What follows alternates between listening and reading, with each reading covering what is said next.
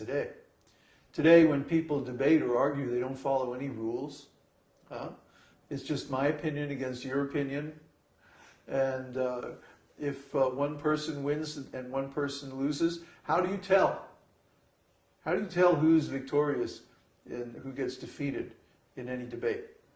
You have to have rules. But people today don't observe any rules. So there's no way to tell. In Vedic debate, there's something called an adhikarana, which is a Vedic logistical syllogism. And so one has to put forward a thesis. That's the first step of an adhikarana. And then there's an antithesis. Well, this is also in Western logic. We have the thesis and antithesis. You should sit here and listen to this. Oh. We have this is called dialectics in Western logic, material logic. Thesis and antithesis, and then a synthesis. But what is the use of synthesis? Synthesis means speculation. It means some compromise. It means some combination of the thesis and the antithesis. Thank you. So, in Vedic debate, we don't have a synthesis. Because one or the other has to be right or wrong.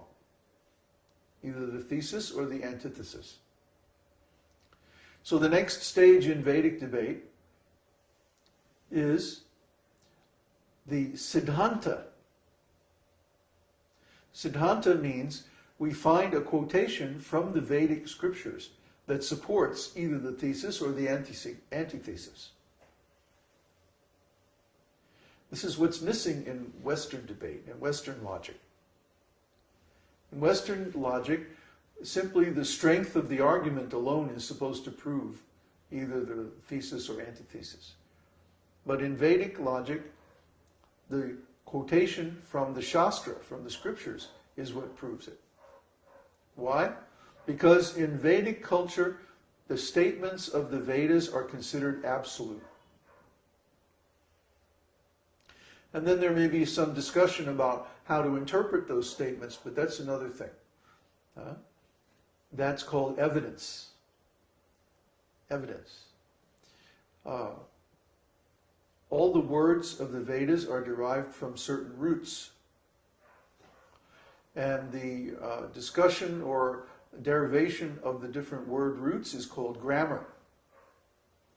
And by the derivation of the word roots, one establishes the meaning of a particular shloka, and thereby whether it supports the thesis or the antithesis.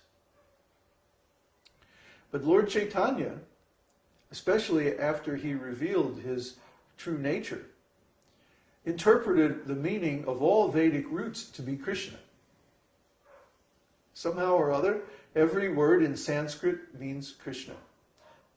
Just one aspect or another aspect, one quality or another quality of Krishna.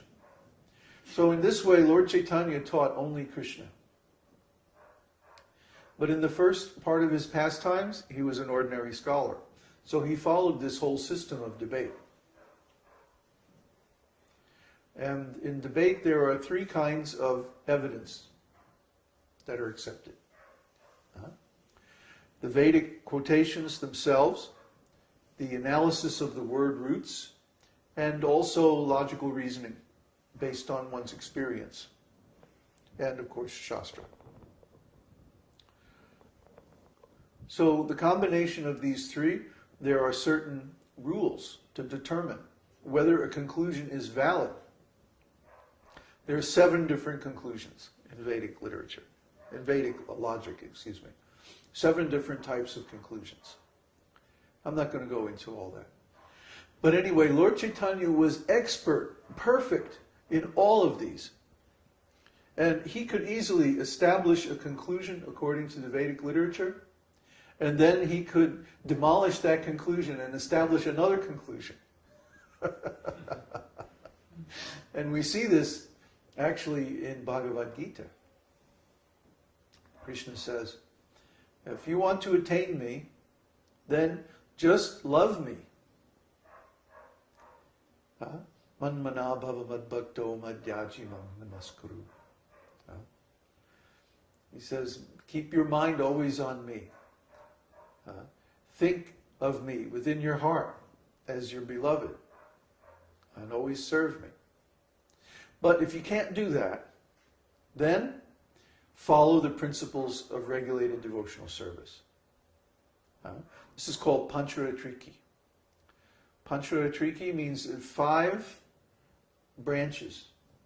There are 5 branches of regulated devotional service. Deity worship, sacrifice, karma yoga, Vedic study, and general service. Pancharatriki, these are actually the principles of Brahminical life. If you want to be a qualified Brahmana, you have to follow the Pancharatriki Vidhi. And there are big, thick books, manuals of how to do this. Many, many rules. From the moment you wake up in the morning until the moment you go to sleep at night, there are all these rules you have to follow, all these principles. And of course, some are more important than others. So you can follow either the system of 7 offerings, 12 offerings, 24 offerings, or 64 offerings to the Lord. But all of the principles of Pancharatriki ultimately mean one thing, which is offering to Krishna, offering to the Lord, either in his original form of Krishna or in one of his expansions. Pancharatriki. So in this case, the measurement of one's success in spiritual life is how well he's able to follow the rules and regulations. Well, what if you can't follow the rules and regulations? We only have 4 or 5 regulations. No meat eating, no intoxication, no illicit sex, no gambling, and chant the holy names of the Lord as much as possible. So even sometimes we find people can't follow these rules. So Krishna says, well, if you can't follow the rules and regulations, then what do? Try to work for me. Karma yoga. That means that one does service under the direction of the spiritual master, in which he gives up the results of his activities to the spiritual master or the sangha, the community, devotional community. And then he is in turn maintained by the community. And but he's on the level of a servant. In other words, this isn't Brahminical life anymore. This is the life of the Kshatriyas, the Vaishyas, and the Shudras. Kshatriyas, Vaishyas, and Shudras. They are coming under the Vedic rules and regulations, but they can't always follow them strictly. Sometimes they get carried away by their senses. Because the very nature of Kshatriya is mode of passion. The very nature of the Vaishya, the business person, is mixed passion and ignorance. And the very nature of the Shudra is ignorance. The word Shudra means one who laments. See? So Krishna says, if you can't follow these rules of devotional service, then just work for me. Right? But then there are some people who can't even do that. They can't surrender to a bona fide spiritual master. They can't become a member of a sangha. They have to have some independent life.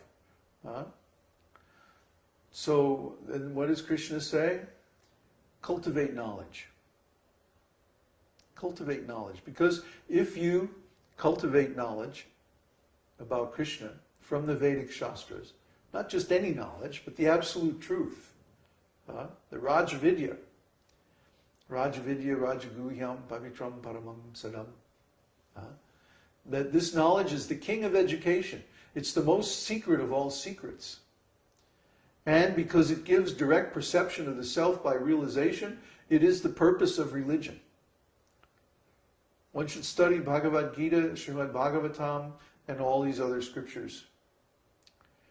So if you study these scriptures under some kind of authorized direction, one of the paramparas, there are 4 paramparas, 4 disciplic successions.